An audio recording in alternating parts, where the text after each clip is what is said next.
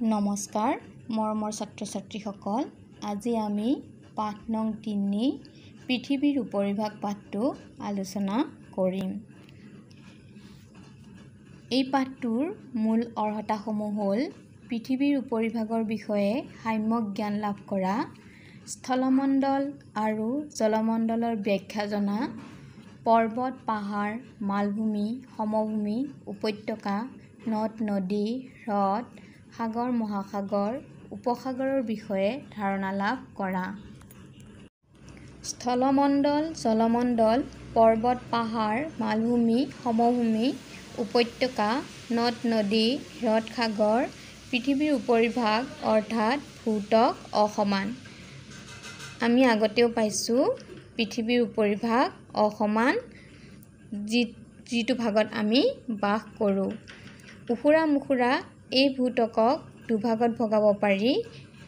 ১ number স্থলমণ্ডল, উখুৰা মুখুৰা কঠিন ওখ মাটিভাগ। ২ number বায়ুমণ্ডল বা জলমণ্ডল, দ অংশ যি ভাগ চিৰকাল পানীৰে পৰিপূৰ্ণ হৈ থাকে। জলমণ্ডলক বায়ুমণ্ডলো বুলি কয়।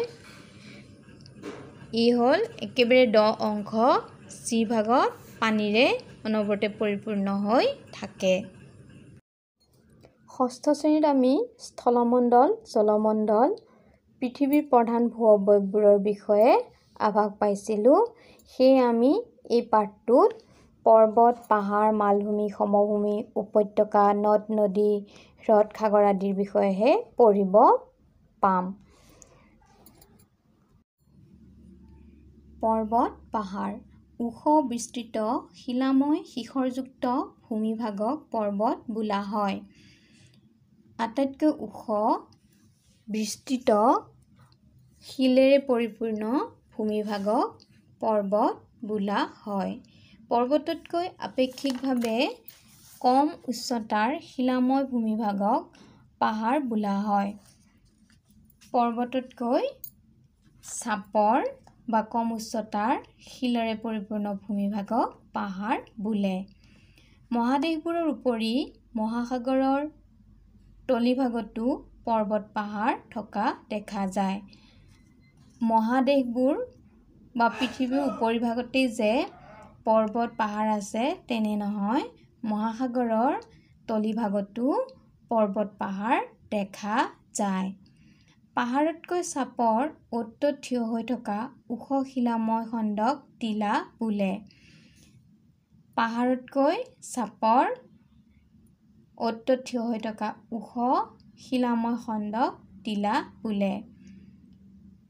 পাহাৰ হ'ল পৰ্বততকৈ চাপৰ আৰু টিলাবোৰ হ'ল পাহাৰতকৈ চাপৰ। মনত ৰাখিবা তোমালোকে, পৰ্বত কাক বোলে, পাহাৰ কাক বোলে আৰু টিলা কাক বোলে। ভাৰতৰ হিমালয় পৃথিৱীৰ ভিতৰতে সৰ্বোচ্চ পৰ্বতশ্ৰেণী। আমি সকলোৱে জানো হিমালয় পৃথিৱীৰ ভিতৰত সৰ্বোচ্চ পৰ্বত। ইয়াৰ গড় উচ্চতা ৬,০৯০ মিটাৰ, প্ৰায় ২,৪১৫ কিলোমিটাৰ দীঘল আৰু প্ৰায় ৪০০ কিলোমিটাৰ বহল। হিমালয় পৰ্বতমালাত অসংখ্য শৃংগ আছে। এইবোৰৰ ভিতৰত মাউণ্ট এভাৰেষ্ট বা গৌৰীশংকৰ শৃংগ ৮,৮৪৮ মিটাৰ ওখ। মাউণ্ট এভাৰেষ্টক গৌৰীশংকৰ শৃংগ বুলিও কয়। ইয়াৰ উচ্চতা ৮,৮৪৮ মিটাৰ। এইটো তোমালোকে মনত ৰাখিবা। ই পৃথিৱীৰ ভিতৰতে সৰ্বোচ্চ শৃংগ। হিমালয়ৰ উপৰি Alps, Rocky, Andes, Atlas, Appalachian, great dividing range, Pyrenees, Carpathian, ক্ৰেছপিয়ানছ, ব্লেক ফৰেষ্ট, চিয়েৰা নেভাডা, কংফুজিয়ামা আদি পৃথিৱীৰ উল্লেখযোগ্য পৰ্বতৰ নাম। পূৰ্বঘাট, পশ্চিমঘাট, কাৰাকোৰম, বিন্ধ্য, আৰাৱলী, নীলগিৰি, সাতপুৰা আদি ভাৰতৰ প্ৰধান পৰ্বতশ্ৰেণী। এতিয়া ভাৰতৰ প্ৰধান পৰ্বতৰ নাম লিখা বুলি ক'লে এইকেইটা লিখিব লাগিব: পূৰ্বঘাট, পশ্চিমঘাট, কাৰাকোৰম, বিন্ধ্য, আৰাৱলী, নীলগিৰি, সাতপুৰা। পৰ্বততকৈ চাপৰ শিলাময় ভূমিভাগক পাহাৰ বোলা হয়। ভাৰতবৰ্ষৰ অধিকাংশ ৰাজ্যতে পাহাৰ থকা দেখা যায়। অসমতো বহুতো পাহাৰ আছে। নীলাচল, সন্ধ্যাচল, কালাপাহাৰ, শৰণীয়া, বুঢ়াপাহাৰ, বৰাইল, চিত্ৰাচল, চৰাইদেউ, সিংহাসন আদি অসমৰ উল্লেখযোগ্য পাহাৰ। তোমালোকে অসমৰ এই উল্লেখযোগ্য পাহাৰকেইটা ভালদৰে মনত ৰাখিবা। মালভূমি বিস্তীৰ্ণ উচ্চভূমিক মালভূমি বোলা হয়। যিবোৰ অঞ্চল বহল আৰু উচ্চ ভূমিৰে পৰিপূৰ্ণ সেইবোৰক মালভূমি বোলা হয়। দাক্ষিণাত্য মালভূমি ভাৰতৰ অতি বিখ্যাত মালভূমি। তিব্বত পৃথিৱীৰ বৃহত্তম আৰু পামিৰ পৃথিৱীৰ উচ্চতম মালভূমি। এইটো তোমালোকে মনত ৰাখিবা। পৃথিৱীৰ বৃহত্তম মালভূমি তিব্বত আৰু পৃথিৱীৰ উচ্চতম মালভূমি পামিৰ। সমভূমি বিস্তীৰ্ণ অনুচ্চ সমান ঠাইক সমভূমি বোলা হয়।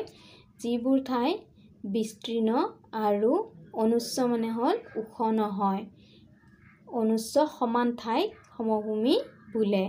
গংগা, ব্ৰহ্মপুত্ৰ, সিন্ধু, নীল, আমাজন আদি বিভিন্ন নৈৰ পাৰত সৃষ্টি হোৱা সমভূমি, সাগৰৰ পাৰত উপকূলীয় সমভূমি, হ্ৰদ পোত খাই হোৱা সমভূমি, হিমবাহে কঢ়িয়াই অনা গেদ জমা হৈ সৃষ্টি হোৱা সমভূমি, জ্বালামুখী উদগিৰণৰ দ্বাৰা লাভা জমা হৈ হোৱা সমভূমি ইত্যাদি পৃথিৱীৰ বিভিন্ন অঞ্চলত দেখা যায়।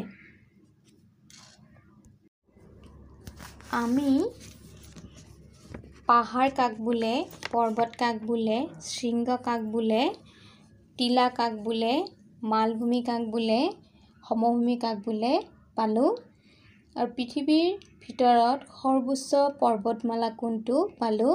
তাৰপিছত পৃথিৱীৰ ভিতৰত সৰ্বোচ্চ শৃংগ মাউণ্ট এভাৰেষ্টৰ বিষয়ে পালোঁ। ভাৰতৰ পৰ্বতমালাৰ বিষয়ে পালোঁ। অসমৰ পাহাৰকেইটাৰ বিষয়ে পালোঁ। তাৰপিছত মালভূমি, পৃথিৱীৰ বৃহত্তম মালভূমি আৰু পৃথিৱীৰ উচ্চতম মালভূমিৰ বিষয়ে পালোঁ। তাৰপিছত সমভূমিৰ বিষয়ে পালোঁ। সমভূমি কেনেদৰে সৃষ্টি হয় তাৰ বিষয়ে পালোঁ। সমভূমি কেনেদৰে সৃষ্টি হয়, হ্ৰদ পোত খাই হোৱা সমভূমি, হ্ৰদবোৰ পোত খায়ো সমভূমিৰ সৃষ্টি হয়।